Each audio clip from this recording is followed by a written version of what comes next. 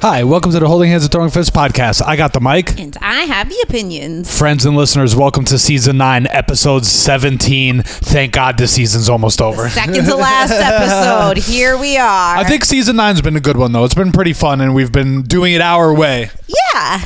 And it's not consistent in a lot of ways. Which is how we would set this podcast out to be, was to be consistent. But we have had no fighting all season, right? Yeah. So there you go. There's your consistency. This is a Summer Friday edition, and honestly, yes, Summer Fridays are just the best, but the vibes for me have not been Summer Friday at all, but I'm getting there. I'm getting there. No, we're going to turn this week around for you.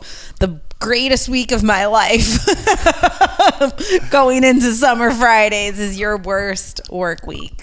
Whatever. Who cares even about that? Jimmy, this is for you, though, since you wanted to hear a good one, so you're going to get a good one right now. Okay.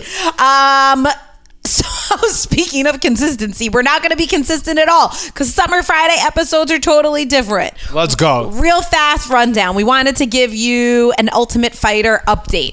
Chandler's team beats McGregor's team for the 5th week in a row. 5-0, 0-5. Eek. And I believe they have one more, next episode is the halfway point. Oof. So it's kind of funny. It's hilarious. Chandler's win from the most recent episode was fighter Brad Katona, who actually fights out of SBG in Ireland. So, he's totally miserable to be on Chandler's team. Literally, he peers across the gym and they're are his actual coaches, but he has to listen to Chandler. So he was the most polite dick ever. He's yeah, I'm not gonna listen to you, Chandler. This is what we need to do. And Chandler was well, this is what I think you should do. And he's no. Chandler's so polite. I'm the coach. Yeah. Oh man. And we don't like to talk all that much shit, but your man Katona's got some busted ass teeth. But that's what happens as a fighter. But then you, who fixate on teeth, were yeah, he got some busted ass teeth, and then his teeth looked really good, and you were why is that? And it's because he had a white mouth guard in. But it had lines. Yeah, that's what you gotta do, freaking I want to get a cool mouth guard. Anyway, yeah, I forget. I can't think on my feet right now. Which is why you follow notes. Yeah. But it's got to be a self-fulfilling prophecy or a bias or whatever. But Chandler has the veterans who, of course, they're going to be better than the prospects. Even though I heard at the beginning of the season there's some crossover because some of the prospects really aren't prospects. Mm-hmm. They haven't been in the UFC, but they've been around and or in some cases are older or have more professional fights than the veterans. Right. But still, it kind of makes sense. Conor picked the prospects when he had his choice of group, so he has all the prospects across both weight classes. So that's what you get. And also, I said it before, said it again. Conor is not in the ring in the octagon during the fights. He's wearing a suit and is outside, where Chandler is going in wearing the jersey and giving actual feedback live in the rounds. It's what do you think's gonna happen? Yeah. Wait, you just as you went on that rant that was not part of our fast Summer Friday episode. The last fight though is Lee Hammond, the prospect that basically this whole fucking show for Conor is based upon. He's Conor's the boy? Guy. He's Conor's boy. But he trains at SPG too? Yes. Okay, cool. And so if he doesn't win, it's a joke. Is that next week? Yes. All right, stay tuned. He's the only person who hasn't fought yet. All right. Stay tuned, friends and listeners. This next one is me just going on a whole rant on 2 or 3 weeks worth of fights that we totally missed. So Jared Cannonier versus Marvin Vettori card, that kind of happened. I think we fell asleep through most of it or whatever, but I remember Jared Cannonier putting the beat down on Marvin Vettori, and I woke up in between the 4th and the 5th round, and I was they gotta freaking throw in the towel, because Holding Heads Throwing Fists is a towel throwing podcast. And you also know it's a George wakes up and says it right away, even though he hasn't seen most of the fight. I'm listening, and it was bad. But Marvin Vettori is a warrior, and Jared Cannonier looked great, so that's awesome. And that's why I'm going to cancel Showtime, because there's no Bellator to watch on Showtime, my friends, and I'm getting back on Fight Pass for the third time. Jeez Louise. Because enough time has passed with UFC Fight Pass that I want to watch all these fights that I miss on ESPN Plus. And there's also been really good jiu-jitsu. Like the other night, there was the Fight Pass International, or Invitational, rather.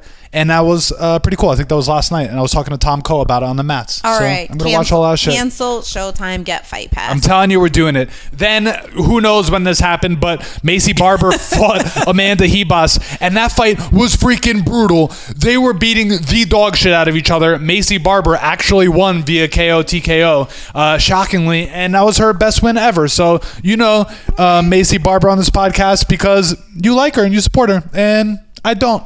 All right.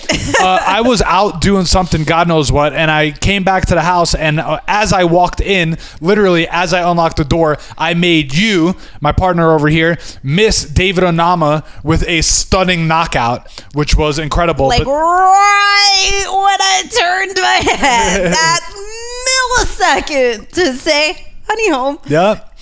That fight was on ABC, and David Onama was cursing up a storm, so they just bleeped out the whole freaking post-fight interview, not good. Which was pretty hilarious. But he did the celebration that Izzy did after knocking out Alex Pereira, and it's not even a David Onama thing. It's just like, I don't like when anybody does, like when people do the discount double check from like a decade ago. Man, get your own celebration. Don't take other people's celebrations. Yeah. It's just corny. And then at another card, at another freaking UFC thing, who even knows? This is why I got confused, because Ilia Topuria was facing Josh Emmett, and then I was like, wait a second, that's not Jared Cannonier versus Marvin Vettori. And I realized we just totally skipped a whole week. But Ilia Topuria won via stunning fashion. I've been a fan of him ever since he beat my boy Ryan Hall. But he had the best freaking walkout music. He had that song, All I Need Is Your Love Tonight. But I don't know. It didn't feel like the crowd was like that into it. No, but if I was there, I would have freaking taken my shirt off and freaking spun it around my head. We were so into it on our sofa. There's 3 Georges that train at Henzo's, as far as I know, in the morning. There's me. I found out that I'm considered Greek George. Makes sense. Then there's George. I think just straight up George is George who trains at House, who's a black belt and goes back and forth, and he's awesome. But then there's apparently on Happy Pill Project, I found out Ethan introduced him as Handsome George, which first of all, at least is not Gorgeous George. Second of all, I was going to write a comment and I was like, he's definitely more handsome than I am, so whatever. But this George is also Georgian. So I saw him this morning and I was like, dude, you got some freaking Georgian pride, huh? I was like, do you watch MMA? And he's like, I do. And so shout out to Ilia Topuria, who's awesome. But then Handsome George also told me, he's like, Marab stole Peter Yan's soul. And I was like, damn, bro. I was like, that was cold. Agreed. It was awesome. And that's all I got to say about that. Well, babe, while you will never be Handsome George, just remember, you're always going to be real George. All right. So we're going to hit you real fast with 3 holding hands and throwing fist staples. MMA fashion. Bruce was wearing, who knows which fight night, because they just merged together for us in this show, the most Crystal Palace blazer. George was so standard, actually. Yeah. George is usually more obsessed with Brucey's blazers than I am. He loved it so much. And yes, it was the Crystal Palace thing, but it's also because his mom definitely has curtains and a sofa that looks just like it. So like in his bitty back of his brain, he just associates it with love and comfort. That's right, dude. That's right. I like old school stuff. And also, we've been a little critical, even though Bruce is our boy and we love him, of him repeating blazers. And this was definitely a new one. So shouts out.